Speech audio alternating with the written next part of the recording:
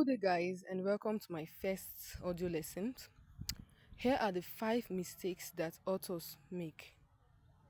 I know that no one is perfect, but these are mistakes we should watch out for. The first one is titling their book.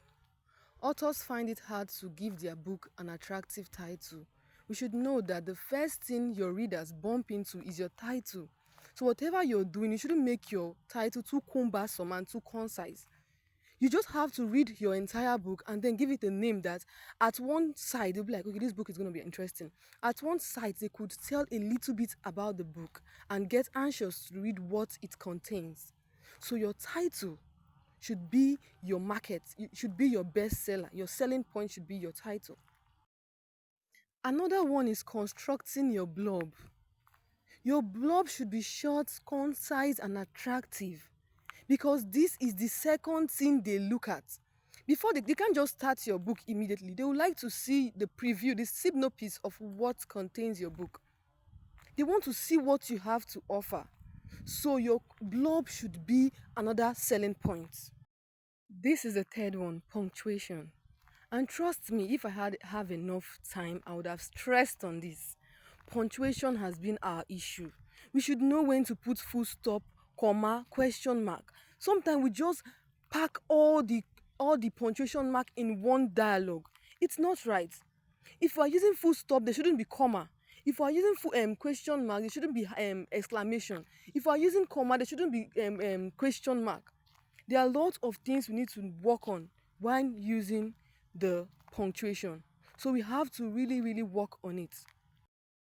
Oof, okay, let's take a breather. If you know you've not followed us, followed. If you know you've not liked. Let's take a breather. Grammatical errors. That's the fourth one. Do you know that grammatical errors could be so annoying? Sometimes people just copy and paste their work in Grammarly, in Quibbot, and then when the Quibbot or the Grammarly help them to edit it, they paste it back to their doc and submit. That's bad. That is bad. Another thing that causes grammatical errors are our negligence as an author.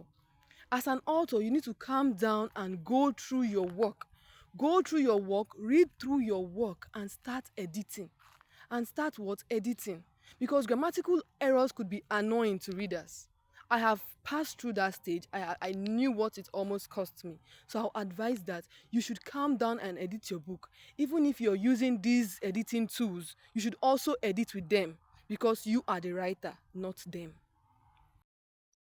Just like my favorite artist will sing, let's keep to the middle. The first part, that's where your main work come in. Being a published author and being a contracted author are two things. Being a published author, you have all the rights to start your book at any point, any way you want to start it, introducing every kind of troops. And being a contracted author is working with what your boss tells you to do. Work with what the platform tells you what to do. So just like us working for platforms at the moment, we have to follow trending troops.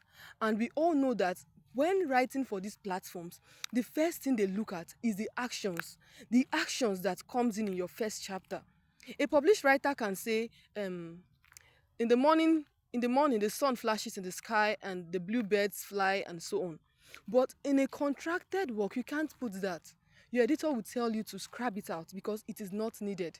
They already know there is sun in the sky and so on. They want actions. So you should know the things these people want and put it in your work, not trying to give them what a published author will put. You get? And also, you should work with the trending troops they provide for you. Even if you are not a werewolf author, you have to learn to be a werewolf author because that's what they will pay you to do. And also, make sure your chapters end with cliffhangers. The first part is the main juice of your readers. If they don't enjoy the juice, they are going to change brand. So if you want your readers to stay with you, you have to put more effort in your first part. Finally, we have come to the end of today's lesson. I can't believe it ended so fast.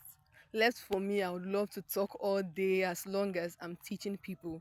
But we have short time on YouTube, and I don't want to bore you with everything. I just want to give you the sharp points you have to work on to become a good author. Of course, no one is perfect, but you can work it out. Trust me, you can work it out. Thank you very much for subscribing and following my channels and watching. I hope to see you soon in future. Do well to follow, share, comment, engage, and do whatever you think is possible to invite more people and teach more people. Thank you very much. See you in my next audio lesson. Thank you.